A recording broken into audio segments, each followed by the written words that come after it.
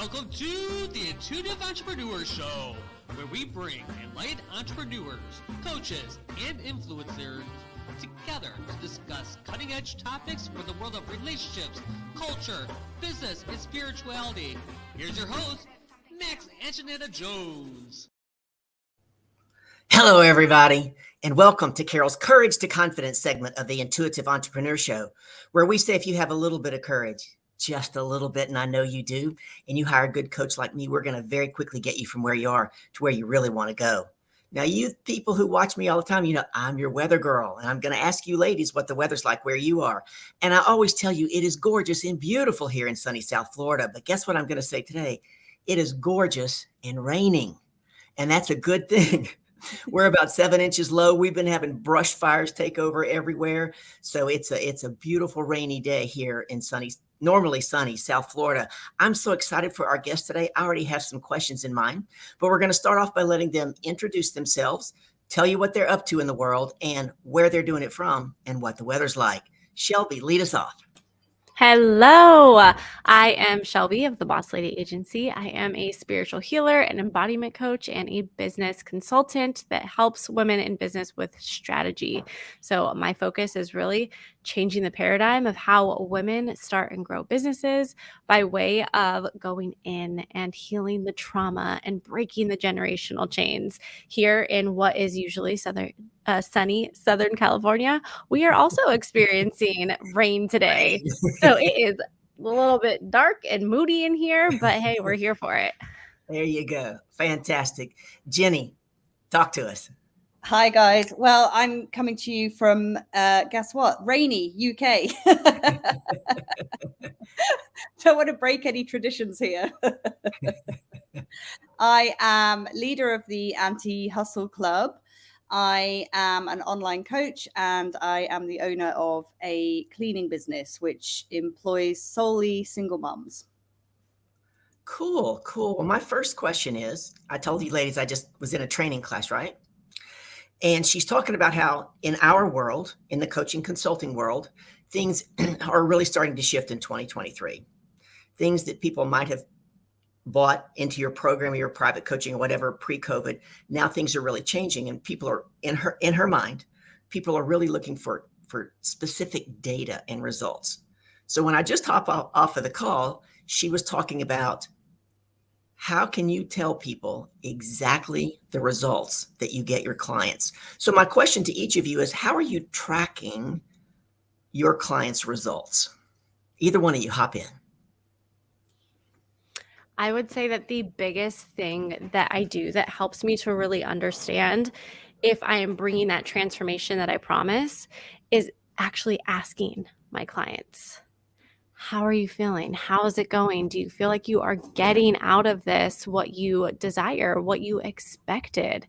And really being able to see if what I am offering them and what I am doing is actually guiding them to the point of that transformation, that whether it's a program or private coaching or in-person healing session, whatever it may be, if they are actually seeing the results from it. I think a lot of times we are afraid to ask, like to actually ask somebody, is what I'm doing and how I'm helping you actually working? But it is the most valuable thing we can do for ourselves, because that personal feedback can help us see where we might be taking a step back and not providing what we truly can. Exactly. I love that, because then it also allows you to mid-course correct, right? You can pivot if you think you're going one way and they think you're going another way. I love that. How about you, Jenny? Yeah, I mean, Shelby, that was a great answer. And actually, as a dual business owner, I can really attest to this, because lack of communication and miscommunication, in my experience, is really the biggest problem area in business. Not managing expectations, not being clear and setting out properly what's going to happen. And in my coaching business, I actually am an accountability coach. So there is like daily communication and check-in happening. So I'm well aware of how people are going, what results they're getting, where we need to course correct, pivot, try a new approach. But yeah, I mean, that's probably a lesson that I brought over from my existing business, actually, is how important communication is. So that was just the stellar point. That's awesome. Awesome. So I had a client and we're in like our second or third session. It's a 6-month program. And she looked over me at the Zoom and she said, if you can fix that for me, it's worth the entire investment. And I said, really? Fix that for you? She said, yeah. 3 sessions later, 6 weeks later, it's fixed. And we're on the Zoom and her response was, oh yeah, that really wasn't that big a deal. my first thought was, oh my gosh, I wish I had recorded that Zoom, right? So how would you handle that?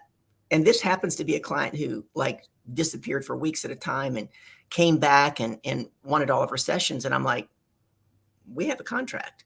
It had a beginning time and it had an end time. You disappeared for 4 months. So I've never had this situation before, but how would you have addressed that in that initial, well, that wasn't really a big deal. How would you do it? Either one of you, hop in. Do you want to go, Ginny? Yeah, I'm excited to go. I think, honestly, I got an echo of you. Shall I carry on? Please. I think it's cause for celebration. If you have moved your client from a place of thinking that this was a big, huge problem and the only thing that she or he wanted to fix, to a place where they can look back and think, actually, it wasn't a big deal, then that tells you that your work is done. And I think that I would just reflect that back to the client and encourage them to celebrate themselves. I love that. I love the celebrating your client, but also that bringing in that kind of emotional intelligence point of, okay, so why did it switch so quickly and easily from this being something that it was such a big deal to you, and this is the very thing that I need fixed and the problem I need solved, and if you can do it, then the investment was worth it. And it wasn't that big of a deal, and now I'm just going to go MIA. What else is really coming up for you?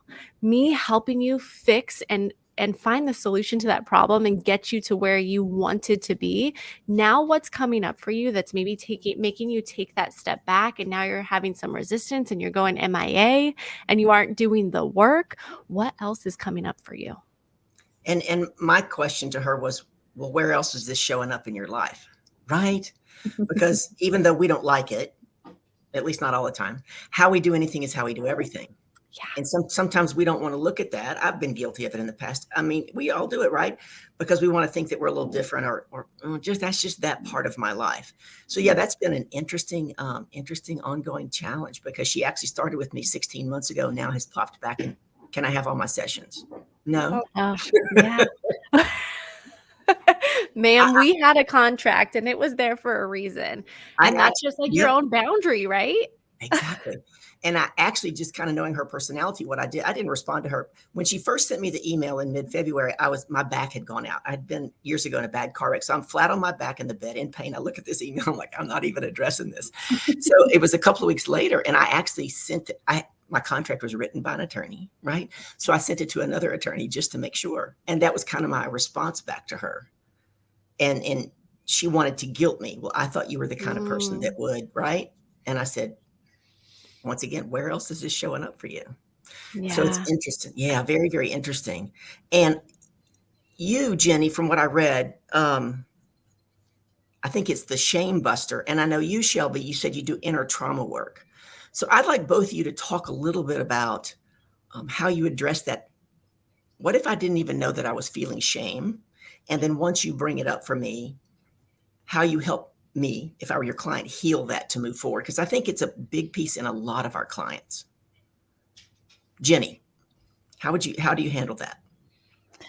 Did I say that right? You're the shame buster, or you're the shame something? Shame slayer. Slayer. Yeah, I mean, because it was just a massive part of my own journey.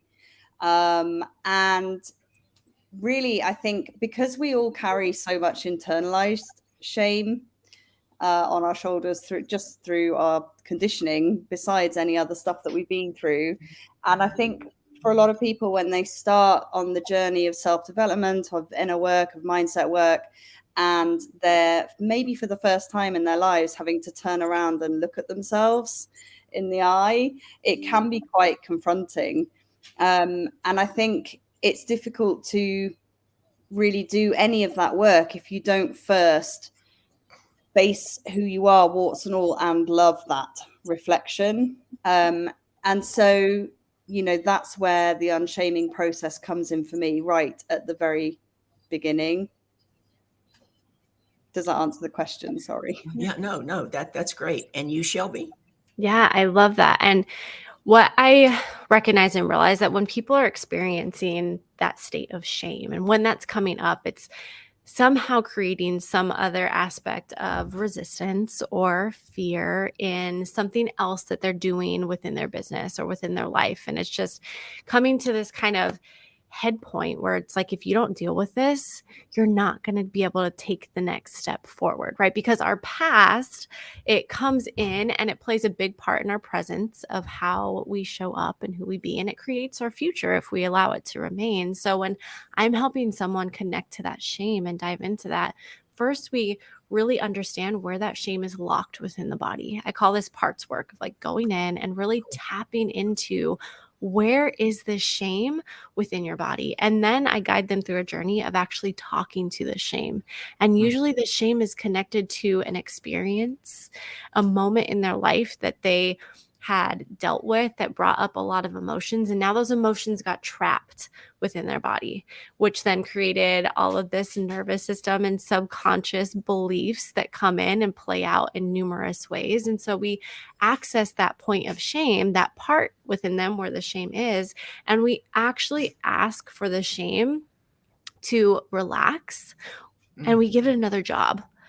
Right? You have held on to this shame for so long and it has had this human being a certain way. Shame, what other job would you like to have? What would you like to be doing? And usually these parts are like, I'm tired, I'm exhausted, I don't want to do or be this way anymore.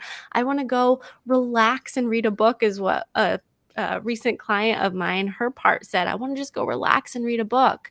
Another one's like, I want to go sit on a swing and have fun in a field of flowers.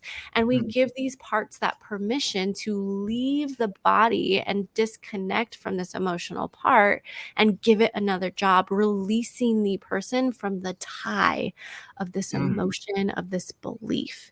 And then we just go through and we reset all of the patterns and the subconscious parts.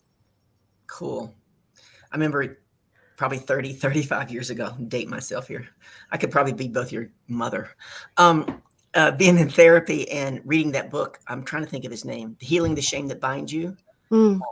What's it, John? I can't think of his name. But what's interesting, and you two just made me think about this, one of my bullet points, if you will, for an ideal client for me is that they've either had a coach before or they've been in therapy. Now think about this. That lady who's off the wall right now, neither one of those. So I went out of process, right? I went out of process. So when someone asks you, what's the difference between being a coach and being a therapist? Are you a therapist? How do you address that? Ginny.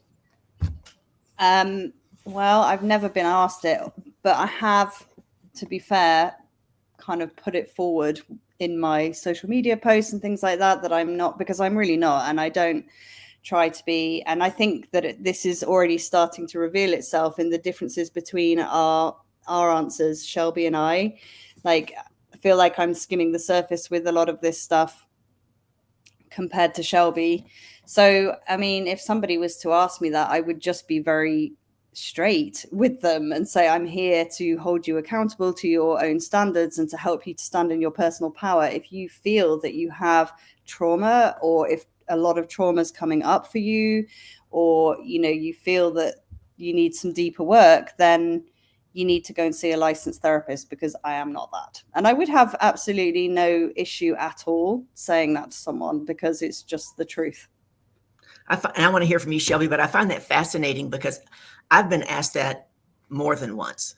I used to have an office back in 2018 when I started, and people would come in from down the hall. Yeah, I want to see this coach and see if I want to work with them. And I remember this guy coming in here. Now, what was going through my head was, he also needs a psychiatrist. This is what was going through my head, right? And so I finally just said, dude, do you have a therapist? And he says, yeah. I said, do you like him or her? And he says, well, she's brand new, but I think I like her. I said, great. That's where you get to keep spending your time right now. You're not for me, right? I just had to say, you're not for me. And when I'm asked that question, I say, in my world, a therapist goes back, right, to your childhood or whatever, brings that emotion forward and work it. I'm here to take you from where you are and move you forward as a coach. Yeah. That's the simplest way I can understand it. How about you, Shelby? Yeah, I love that kind of the breakthrough of what it is and what it's not. That because of the work that I do of going in and doing the trauma work, it's not that I'm a licensed therapist, but I am certified as a trauma-informed life coach. And I have a lot of healing modalities that I've become certified in to be able to do this kind of deeper integration and that kind of work. But I've had clients who come, and even though they have therapists, they're not opening up to their therapist in the way that they might be opening up to me. And I say, I'm here to support you and work through these things. But really, what I'm helping you do is not live in the past anymore. I am helping you to create and build your future by healing those inner parts of where you are and what's coming up for you. But I'm not going to say, I'm not here for you to sit and just like vent it all and release it all. We're not doing talk therapy. I'm giving you steps and actions, and we're going to take you to where you want to go. I'm not just going to sit here and listen.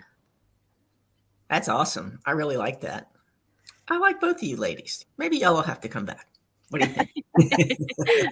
So Jenny, another thing, I read a couple of interesting things about both of you, but one of the things that stuck out, and I usually print it out and I didn't, something you're the sober something. What, you do something else? What was it? I don't do anything else. I am sober. But it was in your description that you sent in. You're going to make me look it up, aren't you? I am, yeah. Listen, we can go to another topic. Who knows what I read? That's so funny.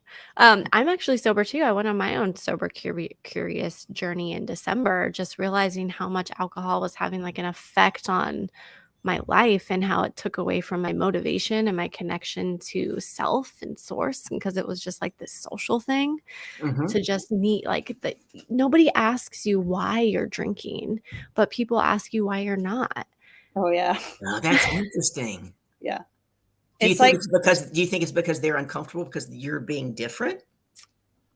Definitely. Yeah. It's just, because it's like, you're not drinking. So are you sitting there and you're going to judge me for sitting here and drinking or entering into a different state? It's like, no, if that's who you are and what you want to do, and you enjoy having some drinks to relax your body or whatever it is that you're drinking for, that's on you. I just saw that my life and my body just wasn't working well with alcohol. And so I made a choice for me, and that's totally okay. Yeah. Good for you. I was in a really intensive leadership program for 4 months last year, and we still have the private Facebook group. And one of the challenges that a lady took on is she was going to give up her wine at night. And because we all made a commitment that during the program, you didn't drink, and you didn't do anything. And so she decided that she would continue. And she posted something just the other day that I thought was really interesting. She said what she's learned, and I don't remember how many months it's been now. It could be close to a year. She said it wasn't just that it numbed her out. How can I say this?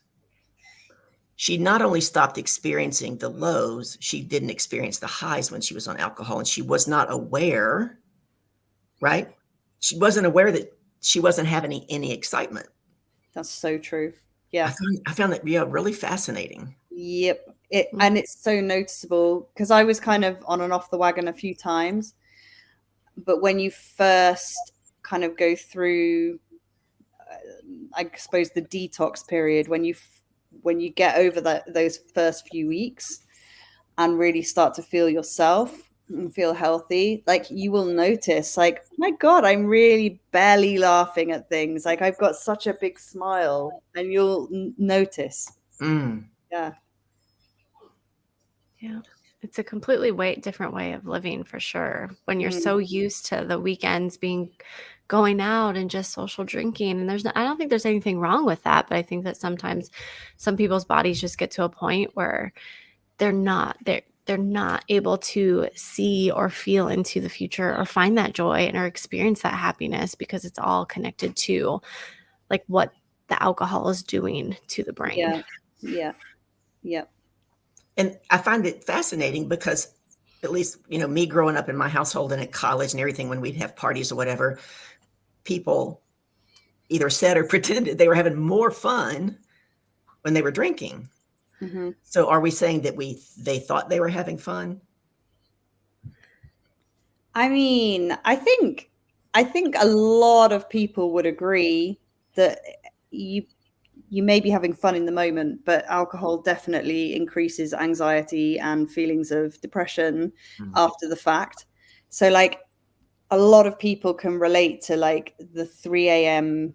gremlins or the 5 a.m. gremlins of waking up and thinking, who did I call? Who did I text? What did I do? What did I say? So many people can relate to that. That is not fun at all. But in the moment, obviously you're in an altered state. So you think you're having a great time. It's just later on. Yeah. And what does Joyce Myers say? Do y'all know who Joyce Myers is? No. Joyce Myers is she has a massive, massive, massive worldwide ministry. Do you know who Joel Osteen is? Mm-hmm. Okay. Joel Osteen, for you, Ginny, has another massive worldwide ministry, and they're very different, right? When my clients ask me, how do you work? I say, do you know who Joel Osteen is? And most of them down here in the South go, yeah. I said, he's kind of a coddler to me. He coddles people. Do you know Joyce Myers? And they go, yeah. I said, Joyce Myers is in your face. Suck it up, buttercup. This is the way it goes. I said, I'm right in the middle, right? And so what you just said made me, think of Joyce, because she talks about a lot of those particular kinds of things. So what is, I'm kind of keeping my eye on, unfortunately, on time. We could do this for an hour. This is fun. Yeah. What is the one thing? I know you have lots. What is the one thing that you love about what you do? I love watching a woman come to me in a state, in a place of thinking or believing that she needs one thing, and realizing through the work that what she actually needed was completely different and so far off from that belief. Maybe she came because she wanted business systems and strategies and felt like she had to put all of these aspects into her business, when really it was she had to connect to herself. Seeing that transformation from feeling like disconnected, lost, overwhelmed, burnt out, stressed out in business, to just feeling aligned, empowered in herself and knowing and connected. It's like you watch a woman go from just kind of drowned out, depleted, to being her own shining light. And it's really beautiful to watch and experience. I think that's by far my favorite part, is just watching her like look different. That's awesome. Thank you for sharing that. How about you, Ginny? Yeah, transformation for absolute sure. So like in the cleaning business, we do extreme cleans. We're deep clean specialists, so we do hoarding and things like that. And, obviously those are huge transformations and very, very powerful to witness. Like the clients get very emotional. The transformation of having a woman come to me for a job, a shell of herself, a victim, and really stepping into her power, stepping into the role, realizing that she can do this, she has got this. And on the coaching side too, I have an offer that is solely geared towards helping people find their purpose, which is very transformational.